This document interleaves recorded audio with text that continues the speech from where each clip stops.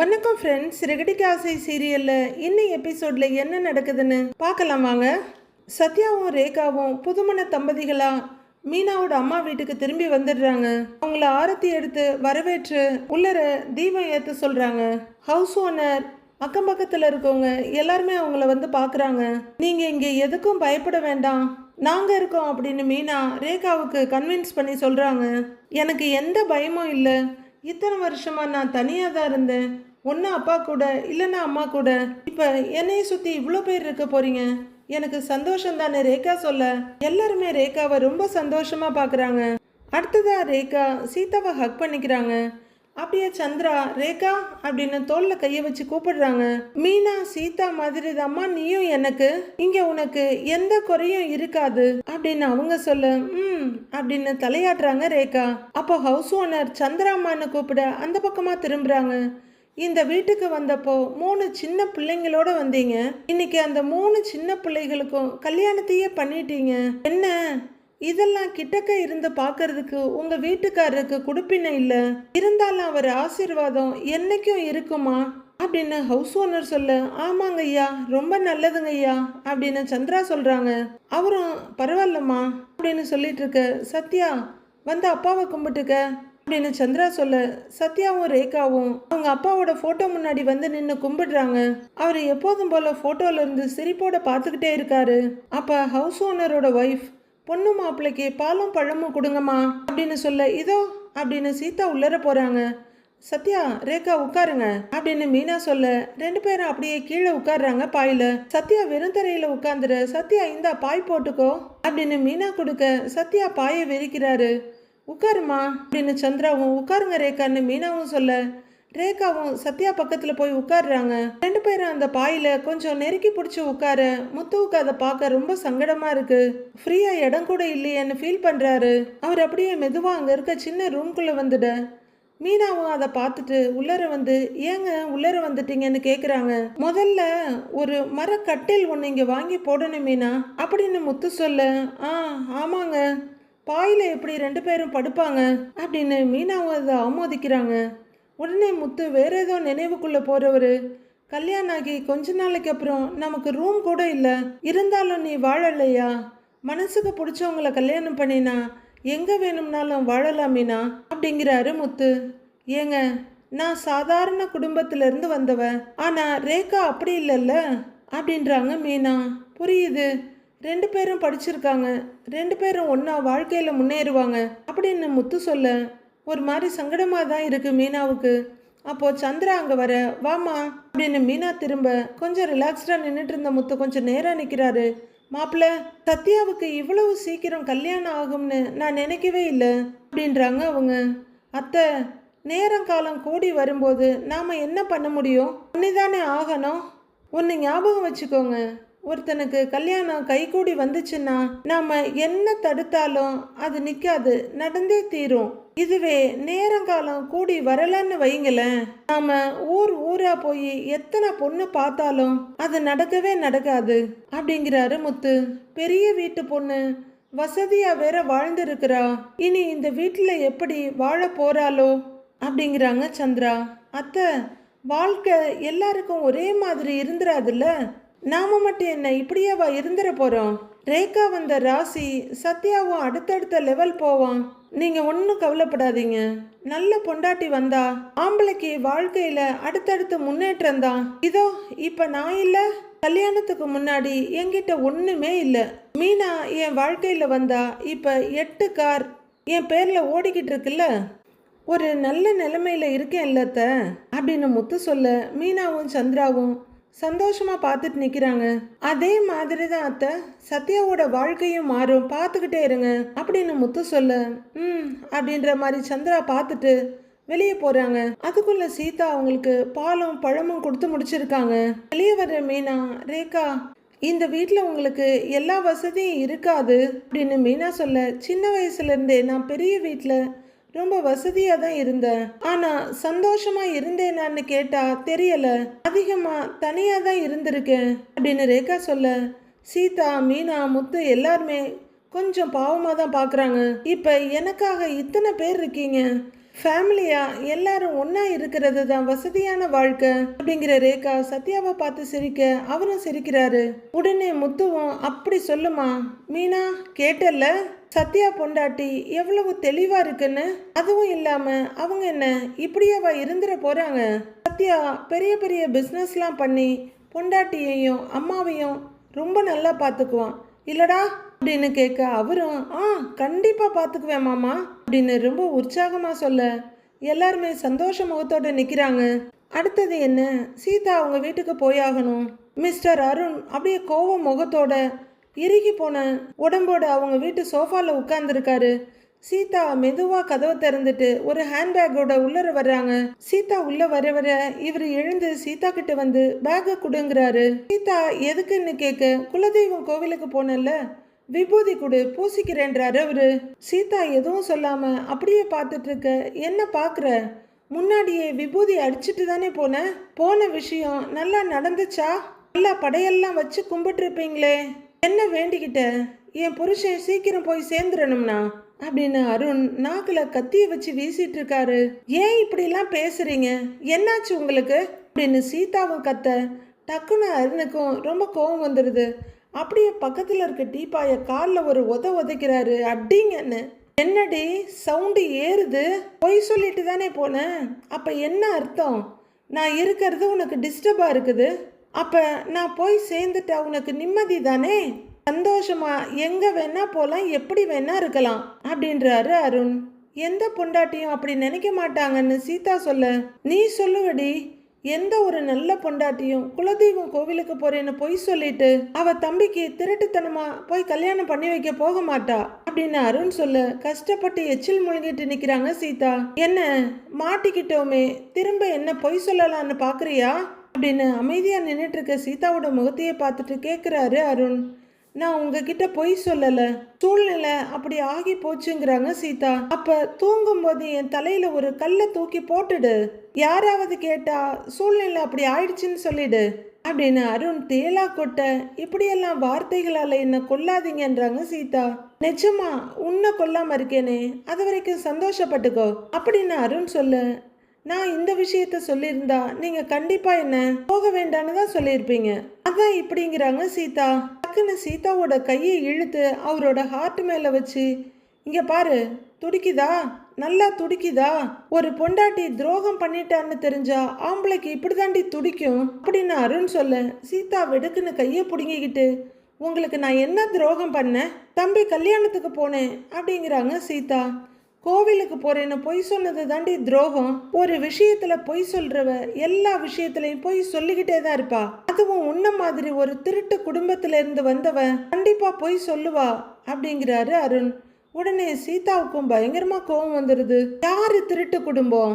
வேணாங்க அப்படின்னு சீதா சொல்ல அவரும் இடுப்புல கைய வச்சுக்கிட்டு, ஏண்டி என்கிட்ட பொய் சொல்லிட்டு போனது மட்டும் இல்லாம திமிரா வேற பேசுற, இப்படி எத்தனை பொய் சொல்லி இருக்கேன்னு அருண் கேக்குறாரு. எங்கெல்லாம் போய் ஊர் சுத்துன, தனியா தான் போனியா இல்ல அப்படின்னு அவர் நிறுத்த, வேணாங்க இப்படி எல்லாம் பேசாதீங்க, என் வாயில ஏதாவது வந்துட போகுது அப்படின்னு சீதா சொல்ல, என்னடி வரும் அப்படிங்கிற அருண் பலார்னு சீதாவை ஒரு அரைஞ்சிட. சீதா அப்படியே சுருண்டு போய் விழுந்துடுறாங்க. ஒரு நிமிஷம் வழியில கன்னத்தை தடவிட்டு இருக்கவங்க அடுத்த நிமிஷமே கோவமா அருணை திரும்பி முறைக்க அவரும் பயங்கரமா முறைச்சிட்டு நிக்கிறாரு. இனிமே நீ உங்க அம்மா வீட்டுக்கு போகவே கூடாது, உன்னை தேடி யாரும் இங்க வரவும் கூடாது, மீறி வந்தாங்க உன்னை கொன்னுடுவேன் அப்படிங்கிற அருண் அங்க போய் போற போக்குல சும்மா இருக்க சேர ஒரு உதச்சிட்டு வெளியே போறாரு. சீதா கீழே விழுந்தவங்க அப்படியே உட்கார்ந்து இருக்காங்க, அழுதுகிட்டே இருக்காங்க, எழுந்திருக்கவே இல்லை. கனகாவோட அம்மா ஸ்ருதியோட ரெஸ்டாரண்ட்டுக்கு வந்து அப்படியே அந்த கிளாஸ் டோர் கிட்ட பார்த்துட்டு இருக்காங்க. ரவி அங்க ஃப்ரிட்ஜில் ஏதோ தேவையான பொருள் எடுத்துட்டு இருக்க கல்லால நின்றுட்டு இருக்க ஸ்ருதி அவங்கள பார்த்துட்டு, ஹலோ மேடம், என்ன சாப்பிட்றீங்கன்னு கேட்குறாங்க. நான் சாப்பிட வரல, உங்க ரெஸ்டாரண்டோட அட்வர்டைஸ்மெண்ட் பார்த்தேன், நல்லா இருந்தது அப்படின்னு அவங்க சொல்ல, ஓ தேங்க்யூ அப்படின்னு ஸ்ருதி இறங்கி வர்றாங்க. ஸ்ருதி எதை பத்தி சொல்றாங்க அப்படின்னு ரவி கேட்க, கேட்டரிங்காக ஆட் கொடுத்துருந்தேன் அப்படின்னு சொல்லிக்கிட்டே அங்க பக்கத்துல வர ஓ அப்படின்னு ரவியும் வந்து நிக்கிறாரு. சொல்லுங்க என்ன விஷயம்னு கேக்குறாங்க ஸ்ருதி. எங்க வீட்டுல ஒரு சின்ன ஃபங்க்ஷன் வச்சிருக்கோம், அதுக்கு நீங்க தான் கேட்டரிங் பண்ணணும் அப்படின்னு கனகாவோட அம்மா சொல்ல, ஓ ஷியோர், தாராளமா பண்ணிடலாம். என்ன ஃபங்க்ஷன் வச்சிருக்கீங்கன்னு ஸ்ருதி கேக்குறாங்க. என் பொண்ணோட மேரேஜ் தான் அப்படின்னு கனகாவோட அம்மா சொல்ல, ஸ்ருதியும் ரவியும் டக்குன்னு ஃப்ளாஷ் லைட் போட்ட மாதிரி ஒருத்தர் பார்த்துக்கிறாங்க. உடனே ரவி ரொம்ப ஆச்சரியமா, என்னங்க மேரேஜ் சின்ன ஃபங்க்ஷன்னு சொல்றீங்க அப்படின்னு கேட்க, அவங்களும் சிரிச்சிட்டு ரொம்ப சிம்பிளாக தான் பண்ணுறோம், அப்புறம் கொஞ்ச நாள் கழிச்சு ரொம்ப கிராண்டாக ஒரு ரிசப்ஷன் பண்ணலான்னு ஒரு ஐடியா இருக்கு அப்படின்னு அவங்க சொல்ல, ஓகே ஓகே பண்ணிடலாம். எவ்வளோ மெம்பர்ஸ் வருவாங்கன்னு ஸ்ருதியும் புன்னகையோட கேட்குறாங்க. ஒரு 20லேருந்து 25 பேர் வருவாங்க அப்படின்னு கனகாவோட அம்மா சொல்ல, நோ ப்ராப்ளம், தாராளமா பண்ணிடலாம். என்னென்ன டிஷ் வேணும்னு மட்டும் சொல்லுங்கன்றாரு ரவி. உங்க ரெஸ்டாரண்ட்ல என்னென்ன ஸ்பெஷலோ அதையே பண்ணுங்க, நான் எதுவும் சொல்லல. என்னை விட உங்களுக்கு தான் நல்லா தெரியுன்றாங்க கனகாம்மா. ஓகேங்க, சூப்பரா பண்ணிடலாம். நான் லிஸ்ட்டை ரெடி பண்ணிட்டு உங்களுக்கு சென்ட் பண்றேன், உங்க கான்டாக்ட் டீடைல்ஸ் கொடுங்களேன் அப்படின்னு ஸ்ருதி சொல்ல, அதை நோட் பண்ணிக்கிறதுக்கு ரவி ஒரு பேட் எடுக்க போறாரு. அவங்க இதான் என்னோட கார்டுன்னு கொடுத்துற, அவரும் ஒரு கார்டு எடுத்துட்டு வந்து, இந்தாங்க எங்க கார்டு அப்படின்னு கொடுக்க அவங்க வாங்கிட்டு இருக்காங்க. அந்த கேப்ல மீனா உள்ளர வரவங்க, ஹாய் ஸ்ருதி அப்படின்னு சொல்லிட்டு சாமிக்கு பூ போட போறாங்க. உடனே ஸ்ருதி அவங்க கிட்ட திரும்பி, நீங்க ஃப்ளவர் டெக்கரேஷனுக்கு ஆள் சொல்லிட்டீங்களான்னு கேக்குறாங்க. இல்ல பாத்துட்டு இருக்கோன்றாங்க கனகா அம்மா. அப்போ ஸ்ருதியும் ரவியும் திரும்பி பார்க்க, அங்க சுவாமி படத்துல இருக்க பழைய பூவெல்லாம் எடுத்துட்டு மீனா புது பூ வச்சு விட்டுக்கிட்டு இருக்காங்க. மேடம், இவங்க மீனான்னு சொல்ல அவங்க திரும்பி மீனாவை பார்க்குறாங்க. என் கோ சிஸ்டர் தான், மேரேஜ் ஃபங்க்ஷன்ஸ்க்கெல்லாம் ஃப்ளவர் டெக்கரேஷன் பண்ணிட்டு இருக்காங்க, ரொம்ப நல்லா பண்ணுவாங்கன்னு ஸ்ருதி சொல்ல, ஓ அப்படின்னு அவங்க திரும்பி அங்க மீனாவை பார்க்குறாங்க. நிறைய ஈவெண்ட்ஸ் எல்லாம் கூட பண்ணியிருக்காங்க அப்படின்னு ஸ்ருதி சொல்றாங்க.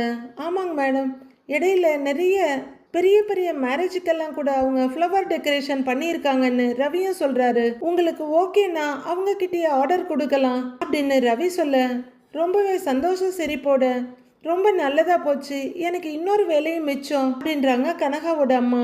உடனே ஸ்ருதி மீனான்னு கூப்பிட, அப்படின்னு திரும்புறாங்க அவங்க. இவங்க தேவிகான்னு சொல்ல, வணக்கங்கன்றாங்க மீனா அவங்களுக்கு. அவங்க பொண்ணுக்கு கல்யாணம் வச்சிருக்காங்க, ரொம்ப சிம்பிளா வீட்லயே தான் பண்றாங்க, அதுக்கு ஃப்ளவர் டெக்கரேஷன் பண்ணணுமா, அதுக்கு தான் நான் உங்களை ரெக்கமெண்ட் பண்ணியிருக்கேன்னு ஸ்ருதி சொல்றாங்க. அப்படியாங்க, அருமையா பண்ணிடலாங்க அப்படின்னு மீனா சொல்ல, நான் ஃப்ளவர் டெக்கரேஷனுக்கு எங்க எல்லாமோ ஆள் தேடினேன், நல்ல வேலை கரெக்டா நீங்களே வந்துட்டீங்கன்றாங்க தேவிகா. உங்களுக்கு எப்படி வேணும்னு சொல்லுங்க, அதே மாதிரி நான் சூப்பரா பண்ணி கொடுத்துடுறேன் அப்படின்னு மீனா சொல்ல, அப்ப சரிங்க, இப்ப உங்களுக்கு ஏதாவது அட்வான்ஸ் கொடுக்கணுமா அப்படின்னு மீனாவையும் ஸ்ருதியையும் மாறி மாறி பார்த்துக்கிட்டே கேட்குறாங்க தேவிகா. இல்லைங்க, நாங்க மொத்தமா முடிச்சுட்டு வாங்கிக்கிறோன்றாங்க ஸ்ருதி. அவங்க மீனா பக்கம் திரும்ப, நானும் வேலையெல்லாம் முடிச்சுட்டே வாங்கிக்கிறேன், இப்போ ஒன்றும் அவசரம் இல்லைன்றாங்க அவங்களும். இருந்தாலும் அட்வான்ஸ் இல்லாமல் எப்படி, அது நல்லா இருக்காது, இப்போதைக்கு ஒரு அமௌண்ட் கொடுத்துடுறேன், அப்புறமா மொத்தமாக முடிச்சுட்டு சொல்லுங்க, பேலன்ஸ் எவ்வளோன்னு பார்த்து கொடுத்துடுறேன் அப்படின்னு தேவிகா சொல்ல, ரவியும் ஸ்ருதியும் சந்தோஷமாக ஒருத்தர் பார்த்துக்க, மீனாவும் சந்தோஷ முகத்தோட தலையாடுறாங்க. பேக்லேருந்து பர்ஸ் எடுக்கிற தேவிகா கொஞ்சம் பணத்தை எடுத்து, இந்தாங்க இதுல இருந்த பாதியை இவங்களுக்கு கொடுத்துருங்கன்னு ஸ்ருதி கிட்ட கொடுக்குறாங்க. ஓகேன்றாங்க ஸ்ருதியும். அப்புறம் பொண்ணுக்கு அலங்காரம் பண்ணணும், நல்லா பூ அலங்காரம் பண்ணி ஜடையெல்லாம் பின்னி விடணும், அதுக்கு ஏத்த மாதிரி பூ எடுத்துட்டு வந்துருங்கன்றாங்க தேவிகா. அதுக்கு என்னங்க, பண்ணிட்டா போச்சு, ரெடிமேடா வீட்டுல இருந்தே ஜடை தச்சு எடுத்துட்டு வரேன், உங்க வீட்டுல வச்சு சில அட்ஜஸ்ட்மெண்ட் பண்ணிக்கலான்றாங்க மீனா. ஓகேங்க, ரொம்ப சந்தோஷங்க, முக்கியமான 2 விஷயம் முடிஞ்சிருச்சு, இப்பதான் எனக்கு நிம்மதியா இருக்குன்றாங்க தேவிகா. எல்லாம் ஃபைனல் ஆனதுக்கு அப்புறம் உங்களுக்கு டைம் இடம் எல்லாம் மெசேஜ் அனுப்புறேன் அப்படின்னு தேவிகா சொல்ல, ஓகே நோ இஷ்யூஸ்ங்கிறாங்க ஸ்ருதி. சரிங்க, நீங்க ஸ்ருதிக்கு அனுப்புங்க, நான் அவங்க கிட்ட கேட்டு வாங்கிக்கிறேன்றாங்க மீனாவும். சரிம்மா, அப்ப நான் கிளம்புறேன், எனக்கு நிறைய வேலை இருக்கு, நான் வரேன்னு தேவிகா சொல்ல, சரிங்க போயிட்டு வாங்க அப்படின்னு மீனாவும் ஸ்ருதியும் சொல்றாங்க. ஸ்ருதி அவங்களுக்கு கதவை திறந்து விட, தேங்க்யூ போயிட்டு வரேன்ட்டு அவங்க கிளம்புறாங்க. அப்படின்னு கதவை மூடிட்டு ஸ்ருதி உள்ளர வர, பரவாயில்ல ஸ்ருதி, இங்க வந்த நேரம் ஒரு நல்ல ஆர்டர் பிடிச்சி கொடுத்துருக்கீங்க அப்படிங்கிறாங்க மீனா. நாம 2 பேரும் ஃபர்ஸ்ட் டைம் ஒரு ஈவெண்ட்டுக்கு ஒன்னா ஆர்டர் வாங்கியிருக்கோம் அப்படின்னு ஸ்ருதி சொல்ல, அப்படின்னு மீனாவும் சிரிப்போட தலையாட்டுறாங்க. இது கூட நல்லா இருக்கு, நமக்கு கேட்டரிங் ஆர்டர் வர்றப்பெல்லாம் அண்ணிய சஜஸ்ட் பண்ணலாம் அப்படிங்கிறாரு ரவி. மீனா, நீங்க டெக்கரேஷன் ஆர்டர் வாங்கும்போது எங்களோட கேட்டரிங்க்கும் சஜஸ்ட் பண்ணுங்க அப்படின்னு ஸ்ருதி சொல்றாங்க. அதுக்கு என்ன ஸ்ருதி, பண்ணிட்டா போச்சு அப்படின்னு மீனாவும் சொல்ல, ஆஹா, விட்டா ரெண்டு பேரும் பிஸ்னஸ் பார்ட்னர் ஆயிடுவீங்க போல அப்படின்னு ரவி சிரிப்போடு சொல்ல ரெண்டு பேரும் ரொம்ப சந்தோஷமா சிரிக்கிறாங்க. இதுவும் நல்ல ஐடியா தான், யோசிக்கிறேன்னு ஸ்ருதி சிரிப்போடு சொல்ல, சரி நீங்க ரெண்டு பேரும் பேசிட்டுருங்க, எனக்கு உள்ளர வேலை இருக்குன்னு ரவி கிளம்பிடுறாரு. மீனா உட்காருங்க வாங்க அப்படின்னு ஸ்ருதி சொல்ல மீனா அங்க சோஃபால உட்காருறாங்க. ஸ்ருதியும் பக்கத்தில் உட்காந்துக்கிட்டு ஜூஸ் ஏதாவது குடிக்கிறீங்களா அப்படின்னு கேட்க, ஒன்றும் வேண்டாம் ஸ்ருதி, இப்போதான் வீட்டில் டீ குடிச்சிட்டு வந்தேன் அப்படின்னு மீனா சொல்ல ரெண்டு பேரும் ஏதேதோ பேசி ஜாலியாக சிரிச்சிட்டு இருக்காங்க. அதானே, சாப்பாடு முடிஞ்சது, டெக்கரேஷன் முடிஞ்சது, அடுத்து பொண்ணுக்கு மேக்கப் இருக்கு, எங்கடா ரோஹிணி நம்ம யோசிச்சுட்டு இருக்க. கொஞ்ச நேரம் கழிச்சு ஸ்ருதியோட ஹோட்டல் டோரை திறந்துக்கிட்டு ரோஹிணி அங்கே வர்றாங்க. மீனா தான் ஃபர்ஸ்ட் பார்க்குறாங்க. அவங்க முகம் ஒரு மாதிரி ஆயிட ஸ்ருதியை அந்த பக்கம் பார்க்க ரோஹிணி உள்ளர வந்துட்டு இருக்காங்க. உள்ளர வந்த ரோஹிணி, ஹாய் ஸ்ருதி, ஹாய் மீனா அப்படின்னு சொல்ல, வாங்க ரோஹிணி, என்ன திடீர்னு இந்த பக்கம் அப்படின்னு ஸ்ட்ரிக்டான வாய்ஸ்ல கேக்குறாங்க ஸ்ருதி. உங்க ரெண்டு பேரையும் பார்க்கணும்னு நினைச்சுக்கிட்டே இருந்தேன், நல்ல வேலை மீனாவும் இங்கேயே இருக்காங்க அப்படின்னு ரோஹிணி சொல்ல, என்ன எதுக்கு நீ பார்க்கணும்னு மீனா ரோஹிணியை முறைச்சிட்டு இருக்காங்க. நீங்க டிவோர்ஸ்க்கு ஓகே சொல்லிட்டீங்கன்னு மனோஜ் சொன்னாரு அப்படின்னு ஸ்ருதி சொல்ல, ஆமா ஸ்ருதி, யோசிச்சு பார்த்தேன், லைஃப்ல நம்மளுக்கு கிடைக்காததுக்கு பின்னாடி போயிட்டு இருக்கதை விட நம்ம லைஃபுக்கு எது தேவைங்கிறத பார்க்கலான்னு மாத்திக்கிட்டேன் அப்படின்னு ரோஹிணி சொல்ல, அப்படின்னு தலையாட்டிட்டு பாக்குறாங்க ஸ்ருதி. கிறிஷோட ஃபியூச்சரை யோசிச்சு மனோஜுக்கு டைவர்ஸ் கொடுக்கலான்னு முடிவு பண்ணிட்டேன் அப்படின்றாங்க ரோஹிணி. இப்போவாவது கொடுக்கணும்னு தோணுச்சே, வாழ்க்கையில நமக்கு நல்ல உறவுகள் கிடைக்கிறது பெரிய விஷயம், அதை தக்க வச்சுக்கிறது அதை விட பெரிய கஷ்டம் அப்படின்னு மீனா சொல்ல ரோஹிணி ஒரு சங்கடமான பார்வையோடு நிற்கிறாங்க.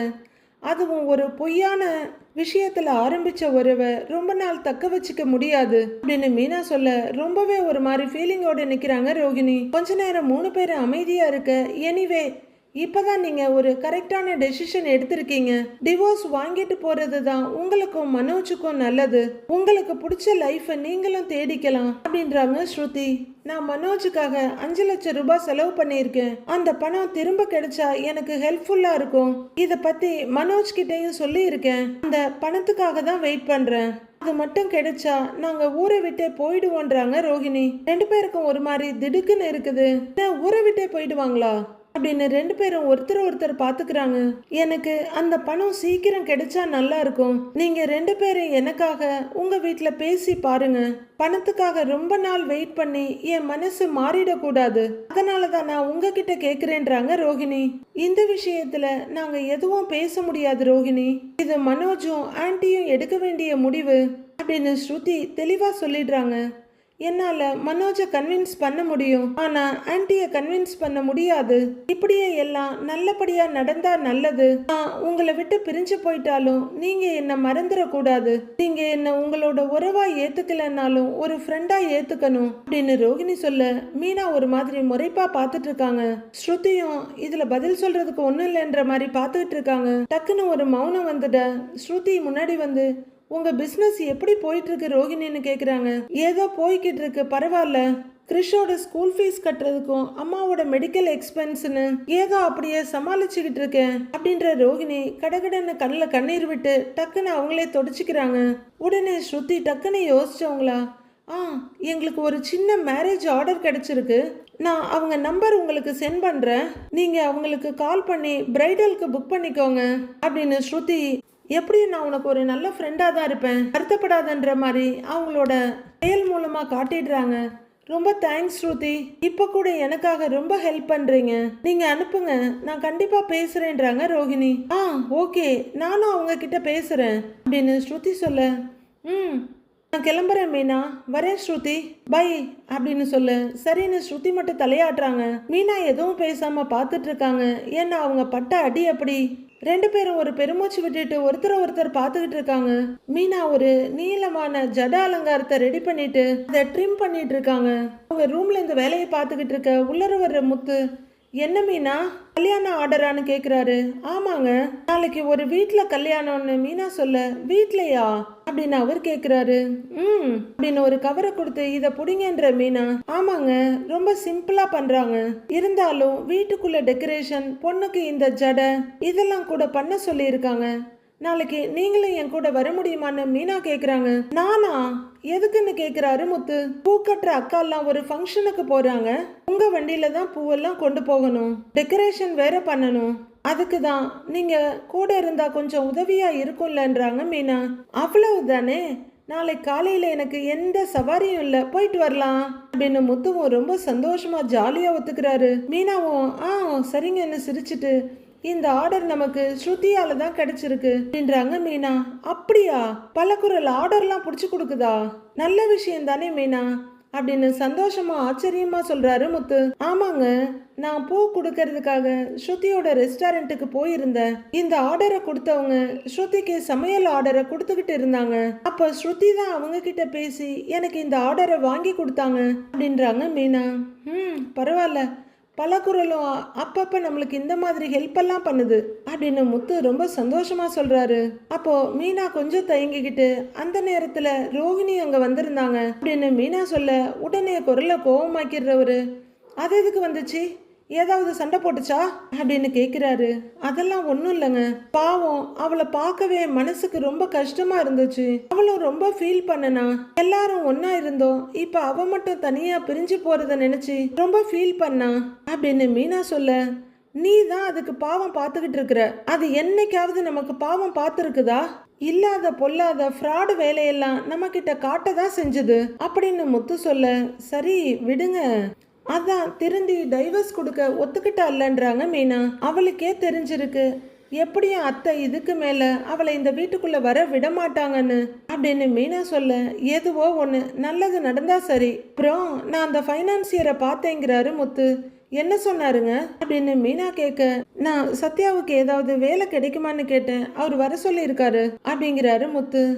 ரொம்ப சந்தோஷங்க, அந்த வேலை மட்டும் அவனுக்கு கிடைச்சா நல்லா இருக்குங்கிறாங்க மீனா. அந்த வேலை கிடைக்கிறப்ப கிடைக்கட்டும், அதுக்கு முன்னாடி நான் ஒரு முடிவு பண்ணி வச்சிருக்கேன்றாரு முத்து. என்னங்கன்னு மீனா கேட்க, நம்ம டூரிஸ்ட் வேன் இருக்குல்ல அப்படின்னு முத்து கேட்க, ஆமாங்கிறாங்க மீனா. அத சத்யா கிட்ட கொடுத்து ஓட்ட சொல்லலான்னு தோணுச்சு.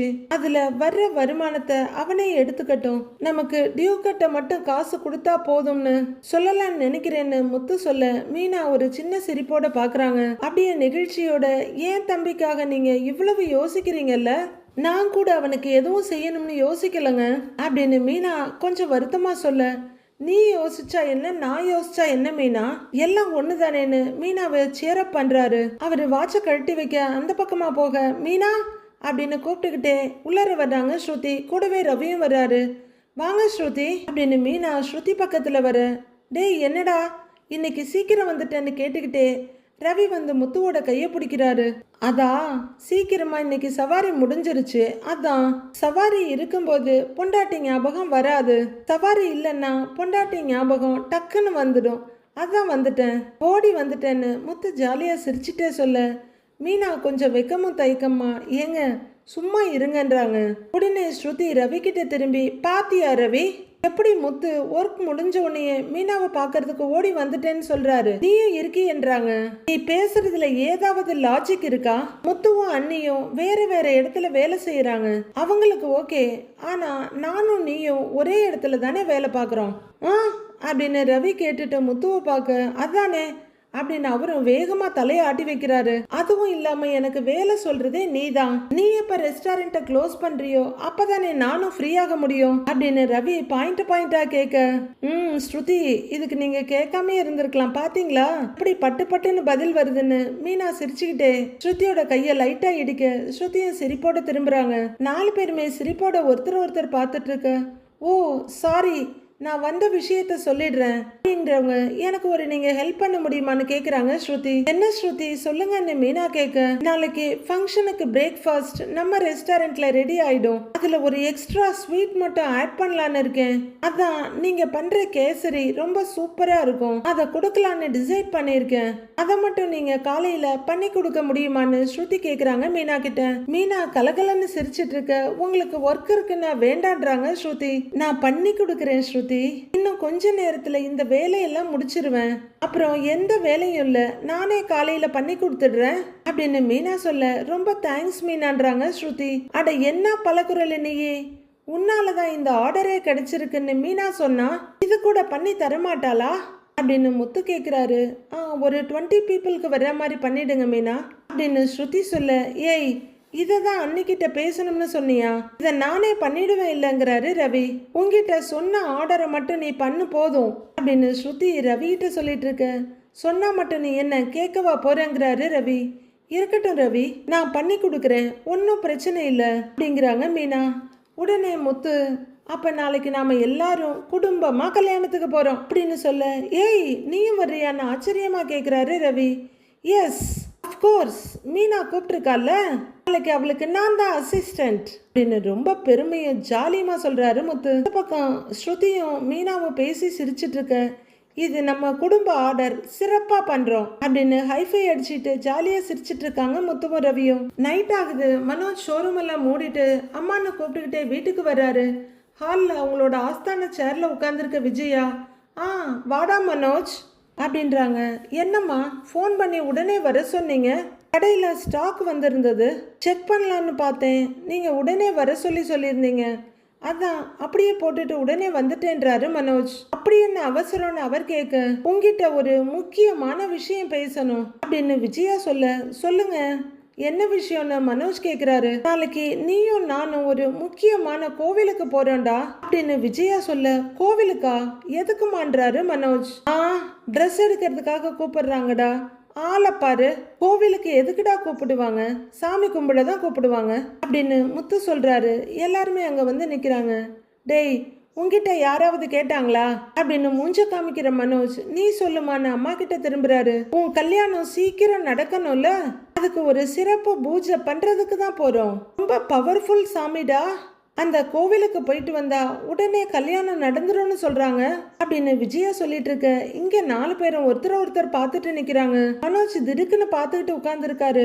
உனக்கு நல்லபடியா கல்யாணம் நடக்கணும், பெரிய இடத்துல இருந்து ஒரு நல்ல வரன் வரணும்னு தான் நான் அந்த கோவிலுக்கு போகணும்னு சொல்றேங்கிறாங்க விஜயா. அம்மா, அது நாளைக்கு கஷ்டம், வேணும்னா நம்ம நாளான்னைக்கு போலாங்கிறாரு மனோஜ்.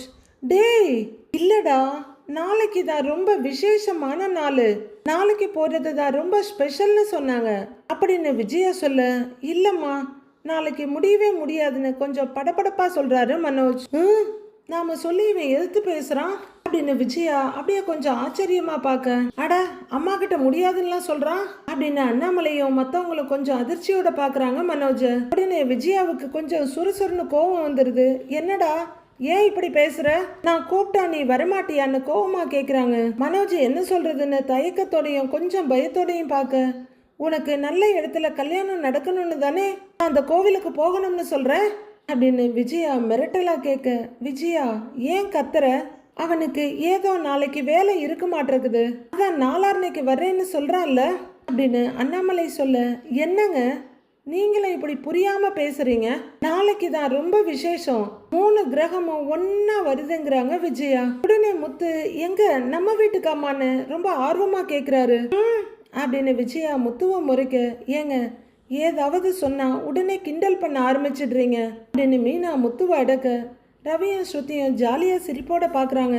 டேய் மனோஜ், அந்த நாள்ல அந்த நேரத்துக்கு போய் தான் பூஜை பண்ணணும், ஏதோ சும்மா போய் சாமி கும்பிட்டுட்டு வர்றதுக்கு இல்ல, எது எந்த நேரத்துல எப்ப பண்ணணுமோ அப்பதான் பண்ணணும், அதுக்காக தான் உன்னை வர சொன்னேன் அப்படின்னு விஜயா விளக்கமா சொல்றாங்க மகனுக்கு.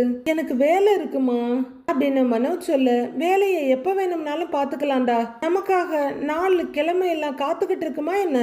என்ன வேலை இருந்தாலும் சரி அதெல்லாம் மாத்தி வச்சுட்டு நாளைக்கு நீ எங்கூட கோவிலுக்கு வர்ற அப்படின்னு விஜயா சொல்ல, மனோஜுக்கு எப்படிதான் சொல்றதுன்னு டென்ஷன் ஆகுது. அம்மா, நானே ரோஹிணி கிட்ட இருந்து டிவோர்ஸ் வாங்குறதுக்கு 5 லட்சம் ரூபாய் எப்படி ரெடி பண்றதுன்னு கஷ்டப்பட்டுட்டு இருக்கிறேன், ட்ரை பண்ணிட்டு இருக்கேன்றாரு மனோஜ். டேய், இவ்வளவு நாளா ட்ரை பண்ணிட்டு தாண்டா இருக்கிற, பணம் கிடைச்சுதான்னு கேட்குறாரு முத்து. மனோஜ் உடனே அவரை திரும்பி பார்த்துட்டு, கிடைச்சிடும் அப்படின்னு முகத்தை சுறுசுறுன்னு வச்சுட்டு சொல்றாரு. இதை தான் நீ ரொம்ப நாளா சொல்லிட்டு இருக்கேன்றாரு ரவி. உங்களுக்கெல்லாம் என்னை பார்த்தா அவ்வளவு இலக்காரமா இருக்குல்ல, தெரியும்டா உங்களுக்கெல்லாம் நான் யாருன்னு நாளைக்கு தெரியும் அப்படிங்கிற மாதிரி மனோஜ் ரவி முத்து எல்லாரையும் முறைப்பா பாக்குறாரு. நாளைய ப்ரோமோவில் முத்து ஒரு நார்மல் ஷர்ட்டை போட்டு கையை மடிச்சு விட்டுக்கிட்டே, மீனா நான் ரெடி போலாமான்னு கேட்குறாரு. என்னங்க இப்படியேவா வரப்போறீங்க அப்படிங்கிற மீனா ஒரு 2 ஷர்ட்டை எடுத்துட்டு வந்து வச்சுட்டு ஒன்று ஒன்று அவங்க மேலே வச்சு பார்க்குறாங்க. ஏங்க, நீங்க எம்எம் டிராவல்ஸோட ஓனரு. உங்க தகுதிக்கு உங்களை மாத்திக்கணும். முன்னேறிக்கிட்டு இருக்கோன்னு உங்களுக்கும் ஒரு நம்பிக்கை வரும் இல்ல அப்படின்னு மீனா சொல்லிக்கிட்டே அந்த ப்ளூ கலர் ஷர்ட்டை கொடுக்க, அவர் அந்த ப்ளூ ஷர்ட்டு லைட் கிரே பேண்ட்னு போட்டுட்டு கண்ணாடியில பார்க்க அவருக்கே அவரை பார்க்க ரொம்ப பிடிக்குது. மீனா அவரை பார்த்து ரொம்ப சந்தோஷமா சிரிச்சிட்டு இருக்காங்க. மீனா அப்படின்னு அவரு கண்ணாடி கிட்ட இருந்து திரும்ப, மீனா அவரை ரொம்ப சந்தோஷமா பார்த்துட்டு, இப்பதான் நீங்க டிராவல்ஸ் ஓனர் மாதிரி இருக்கீங்க அப்படின்னு திருஷ்டி கழிக்கிறாங்க மீனா. முத்து ரொம்ப சந்தோஷமா சிரிச்சிட்டு நிக்க, யாரு கண்ணும் படக்கூடாது அப்படின்னு மீனா அவருக்கு திருஷ்டி கழிச்சு நெட்டி எடுத்துட்டு இருக்காங்க. மொத்தத்துல மனோஜோட கல்யாணத்துக்கு எல்லாரும் ரெடி ஆயிட்டு இருக்காங்க. மாப்பிள்ளையா போக போற மனோஜ் தான் விஜயா வச்சு செஞ்சிட்டு இருக்காங்க. மனோஜ் அங்க போவாரா? மொத்த குடும்பமா அங்க இருக்கு, ரோஹிணி உள்பட. கல்யாணம் நடக்குமா இல்லையா, அதுல எத்தனை கலாட்டா நடக்க போகுது அப்படின்னு வர்ற எபிசோட்ல பார்க்கலாம் ஃப்ரெண்ட்ஸ்.